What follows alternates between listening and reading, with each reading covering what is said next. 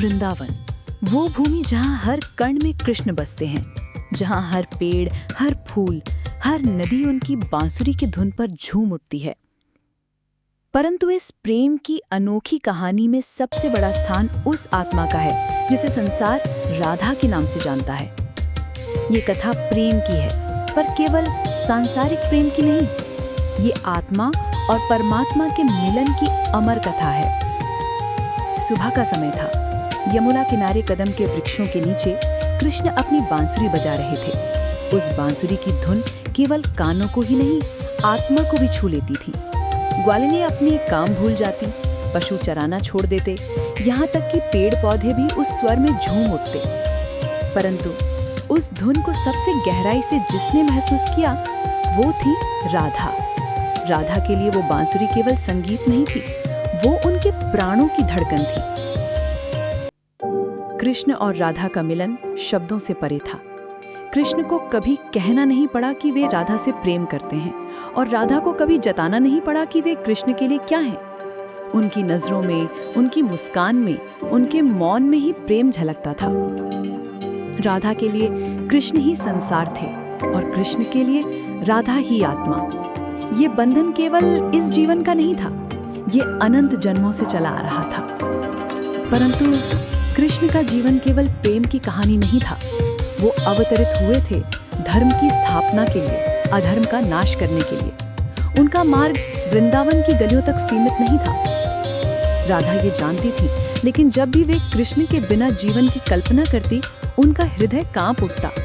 कभी कभी उनके मन में प्रश्न उठता कि क्या कृष्ण मुझे छोड़ देंगे?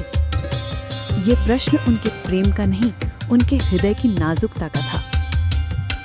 एक दिन डूबते सूरज की सुनहरी छटा में कृष्ण और राधा यमुना किनारे मौन बैठे थे। नदी की लहरें भी जैसे इस मौन को तोड़ने से डर रही थीं।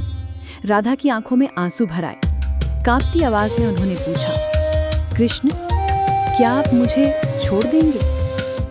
कृष्ण ने मुस्कुराते हुए अपनी आंखों में अमर प्रेम भरकर उत्तर दिया, राधे, मैं तुम्हें कैसे छोड़ सकता हूँ? तुम मुझसे अलग नहीं हो, तुम मेरे भीतर हो। जहां भी मैं जाऊंगा, तुम्हारा प्रेम मेरे साथ चलेगा।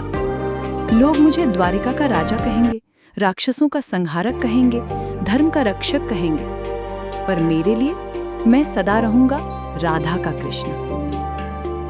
कृष्ण के इन शब्दों ने राधा के हृदय को गहराई से छू लिया। उनकी आंखों से आंसू बहे, पर ये आंसू दुख के नहीं, उस प्रेम की सुंदरता के थे जिसे बांधना या पाना आवश्यक नहीं। उन्होंने समझ लिया कि सच्चा प्रेम किसी को अपने पास रखने में नहीं, बल्कि इतना एकाकार हो जाने में है कि जुदाई भी उस बंधन को तोड़ न सके। उस दिन के बाद कृष्ण ने अपने जीवन का धर्म निभाया। वे वृंदावन से विदा लेकर महायात्रा पर निकल पड़े और राधा वृंदावन में रहकर भक्ति में लीन हो गई। परंतु जब भी कृष्ण ने अपनी बांसुरी बजाई, राधा की आत्मा ने उसे सुना। उनके शरीर भले अलग थे, पर उनके हृदय सदा एक साथ धड़कते रहे। आज भी संसार गाता है, कृष्ण का नाम बिना राधा के अधूरा है और राधा का नाम बिना कृष्ण के अधूरा है, क्योंकि ये प्रेम केवल मनुष्य का नहीं, आत्मा और परमात्मा का है। राधा और कृष्ण हमें सिखाते हैं कि सच्चा प्रेम समय, दूरी और पाने खोने से परे है। वो निस्वार्थ, अनंत और दिव्य होता है। और इसलिए जब भी कोई प्रेम से राधे कृष्ण कहता है, तो वो केवल नाम नहीं लेता, बल्कि उस अमर प्रेम को पुकारता है जो सदा सदा जीवित रहेगा। ये थी राधा और कृष्ण के अमर प्रेम की कथा। एक ऐसी प्रेम गाथा जो युगों से चली आ रही है और युगों तक चलती रहेगी।